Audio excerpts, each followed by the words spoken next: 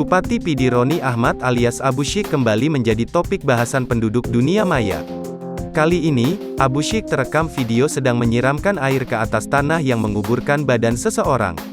Dalam video berdurasi 15 detik itu, Abu Syik yang menggunakan seragam dinas terlihat memegang ceret dan kemudian menyiramkan air ke atas tanah membentuk seperti kuburan.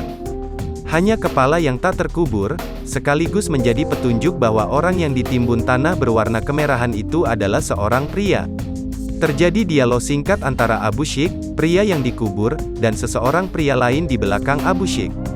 Dari dialog itu tergambar bahwa momen itu adalah Abu Syik sedang melakukan proses pengobatan tradisional kepada pria yang berada di timbunan tanah. Dari bangunan dan benda-benda di sekitar diperkirakan video ini direkam di kompleks pabrik pupuk alami milik Abu Syik Roni Ahmad di Gampong Kambuek Payapi, Kemukiman Kunyet, Padang Tiji, Pidi.